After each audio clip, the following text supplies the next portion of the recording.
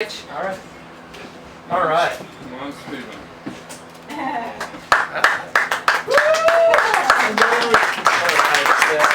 He's used to talking to people. So I'm Stephen Metz. As many of you guys know me as Stevie Metz. I'm sure you guys remember the band Metz Society. So I'll read from the book. So we'll stay at the same format we did last time. Whatever you want to do. If you'd rather Okay. just talk, do whatever you want to do. Let me see how long it is. Okay. I love your It's pretty story. quick. Okay, so I'll read through some of it and maybe I'll stop midway. Okay. Okay, so basically this is about the Hideaway. You guys remember the Hideaway riots? You remember? Yeah. It was a riot. It was actually just one. Or was there more than one? I don't remember. Crenshaw. Right, but the Hideaway was a place that they basically rented like a giant warehouse, and somebody's converted into for the night, converted into like a punk rock venue. And I remember seeing the guy, and he was like an old promoter, like kind of from the Parliament days, like the early like Grand Funk Railroad and things like that, and like different. So but you know this was actually our second show, and so Castration Squad, Geza X and the Mommy Men, Black Flag, the Circle Jerks, the Adolescents, I think, were all on the same bill, and we were like, when we saw it, these names, you guys are all punks, so you guys know what a big deal that was. That was all the good bands, and as a little kid, like those were all the cool bands, you wanted to see. So we were like, yeah, we'll play. How much are we gonna make? $10? Fine, it's great. All right, so it reminds me of like some of the races that I'll do, and it's like, well, I get to race, so I don't care whether I win or whatever, or get paid. I get to actually be on the course and thrash around. Okay, so club promoter known for promoting very famous shows during the 70s decided to take a shot at the LA punk scene. So what does he do? He books all these bands that I just mentioned, and our band, Metz Society, and I was only 10 at the time.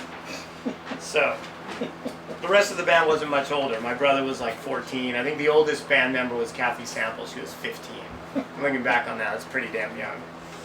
So in 1980, even just Black Flag would pack the place by itself, right? We all remember, thousands of people would show up for their shows. So mixing all these bands into one show was like trying to put a skyscraper into a shoebox. Also, they served no alcohol. That's a big no-no. They allowed no ins and outs, and they hired a group of long-haired, Perfect storm. new wave dancers to perform in a frame apparatus behind us as a backdrop for our punk show. They were dancing like Fred Astaire, not slamming like punks, right? As we all know, that's a no-no by itself, right?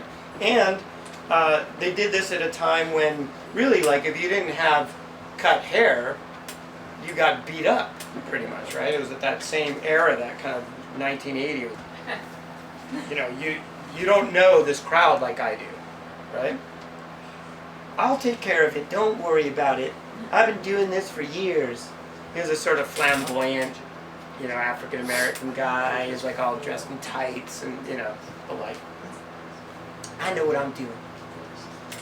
So there's an old saying, and I think it's Germanic, it's geh gesundheit, and it means move aside, may the way be with you. Please, step aside, there's someone behind you that will heed my advice. Okay? Castration Squad went on with no issues, no dancers. I was really happy. Punks were slamming, the show was going great. We went on the stage, and while we're playing our tune Napalm, I don't know if you guys remember that song. Napalm, Napalm. The dancers come out. Tights, colored hair, long, wavy hair, teased up. Spandex with cutout sections. Like freshly cut though, not like it was wore out because they were poor. Like fresh cuts, you know what I mean? There's a big difference. So they're showing pieces of skin through sections, variously, placed on their butt or whatever it was. They used temporary hair color, because that was a big problem. So basically, he hired a bunch of posers, and it was a direct insult to us. So if you use temporary dye, you're a poser. That's it. Either cut your hair and be with us, or don't and get beat up. They had long hair. Big mistake. Punks and hippies mix as well as fire and gunpowder. Our LA punks responded by throwing bottles, records. I don't know where they got the records. I think it was a compilation that they had given out. And they were flying, past my head, like over my head mainly, and hitting the dancers behind us. Needless to say, the dancers ran off the stage. And I think I actually turned around. I was like, oh no. Yeah, I was shocked, and they were throwing stuff, so I kind of stopped. I was like, what's going on? And they said they're throwing them at the dancers. Don't worry, they're not going to hit you. But meanwhile, there's bottles whizzing by my head. So we played about 2 more songs, and next thing I know, the wall at the front of the room gets kicked down and lit on fire. After they broke down the door. After they bashed in the combination, after they had bashed in, okay, so it says, the combination of no alcohol and no ins and outs caused a lot of anger at the entrance. And lots of And brewmasters. they ended up ramming the promoter's gold Rolls Royce through the front door to get back into the club, right? Because they wouldn't let him in. So they let the guys out, a bunch of punks, wouldn't let him in. So the riot squad shows up, and we had to roll our equipment out, barely escape with our gear, and a bunch of our friends got hurt. I learned a lot that night. Do your research. Know the environment your clientele likes. Heed advice from those with more experience in the particular field that you're attempting to participate in. Moral of the story, sometimes you have to listen to a 5th grader.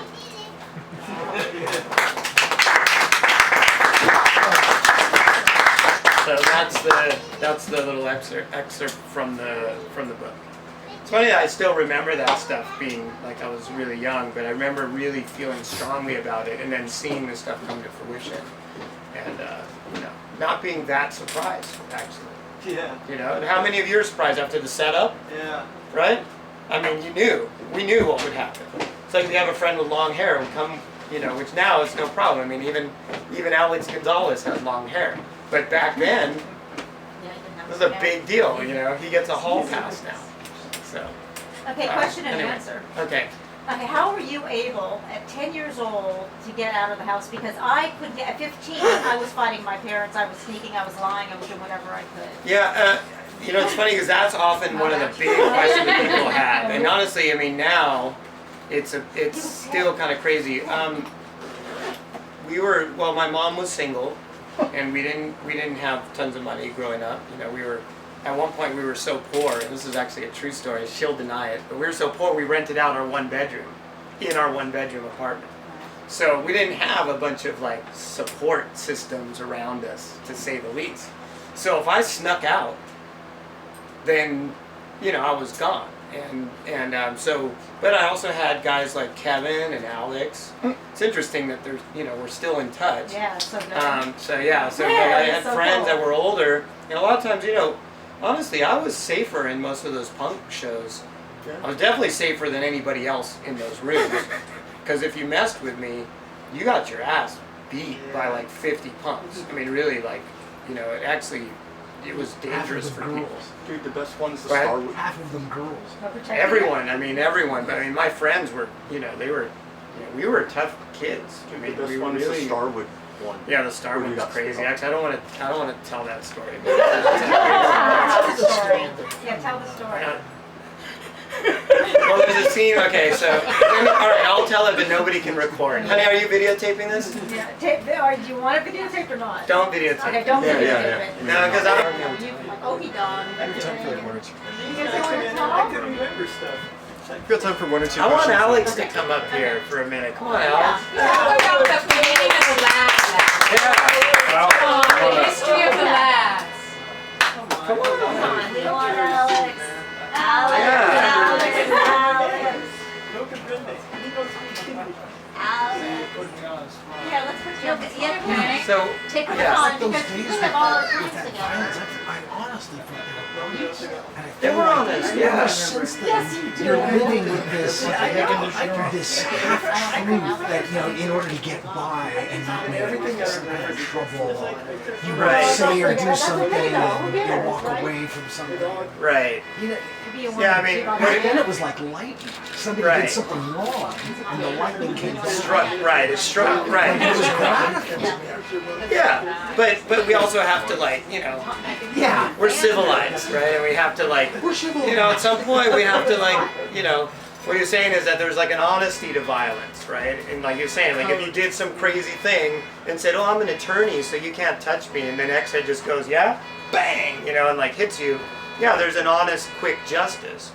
But when that stuff is aggrandized and is supported to a great degree, then sometimes you get this sort of chaos that I think could be avoided a lot of the times. Now, for me, like a lot of times, instead of resorting to violence, I'll just be I'll just say like, oh, I'll ignore the person totally or whatever, and I don't have to like scuff up my nails, and I don't have to I don't know, have my brother jump on him and grab his head and bang his head against the ground, and then feel like, I got blood all over my hands. It's kind of messy, right? Violence can be messy, as as we all know, right? So, I think a lot of us Nice. came out of less than Violence? perfect situations and What do I we're know about processing violence? as best I'm we squeaky could. clean. right, And right, in some cases, some of us came out of violent homes. So Yeah. we were processing the way we knew. right, I got Yeah. into yoga so that I could better process this stuff. the world around me. Yeah, there's a guy who wrote a whole book about. His name's Jocko Willink. I don't know if you guys have heard of him. He's a Navy SEAL guy, Master Chief now. And Jocko Willink wrote a book called like The Justification of Violence. And so what he talked about was there are some cases where it is perhaps necessary. He's talking about people shielding.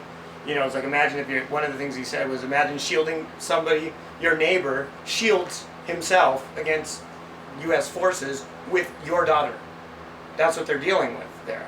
So in those cases, these people, and knowing that daughter's then going to be taken away to this tribe or whatever as like a prisoner basically, so he was saying that in some cases perhaps it's not always wrong. If they have, what he was saying is we have snipers that can actually take this person out with knowing that for sure that person will just die instantly.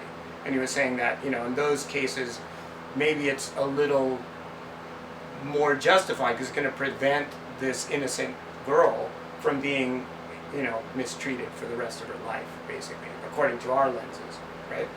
So that was an interesting thing. And so what we were processing was broken homes, sort of the Dogtown story, broken homes, single parents, not enough money, capitalism, no real government structure that gives you enough, so all of those things, I think you're right. I think we were processing that stuff, I mean, and in some ways it was a more innocent time in the sense that like my oldest son is 30. Most of the fights I know he's had a trip. Alright, 30. I know, I look that way, right?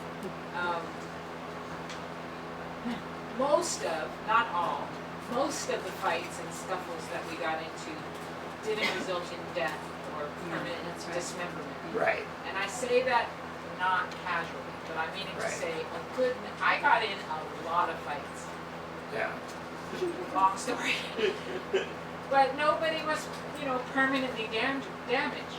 Whereas fast forward into the 90s and kids were using guns and knives, whereas we were predominantly using fists. Were there circumstances that happened, like what you were talking about? Yes.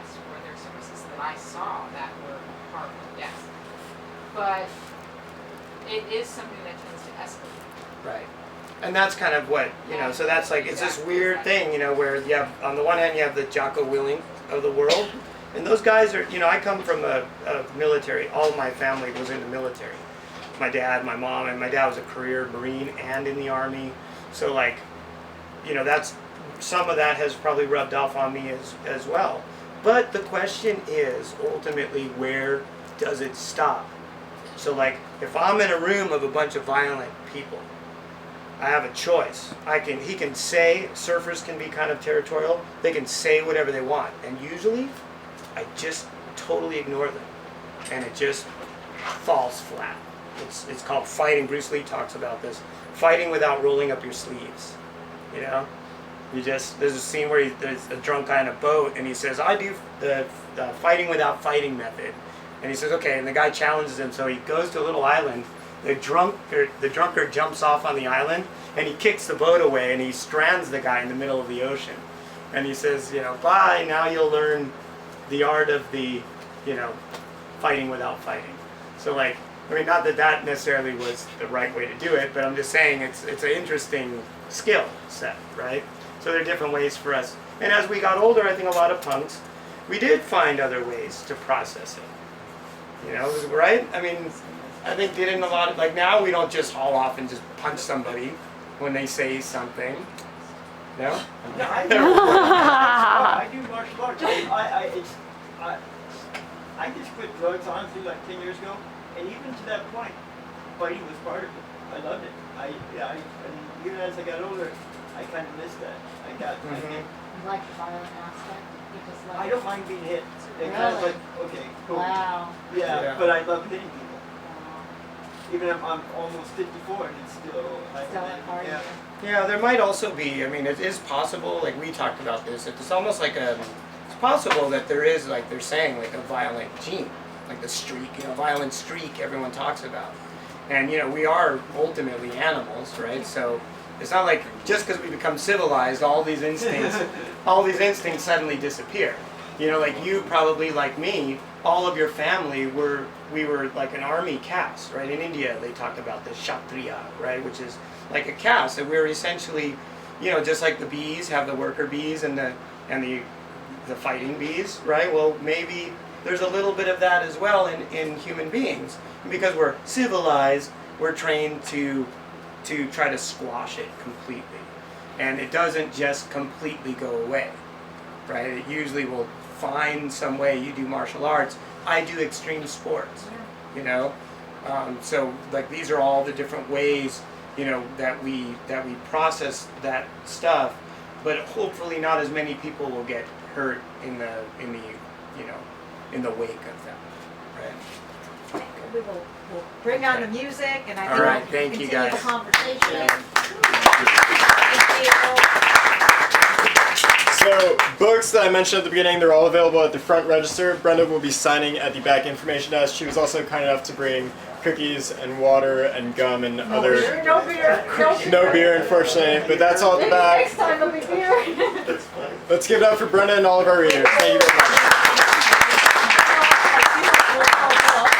So we probably can hear it. They'll have We'll have it. you. So it just,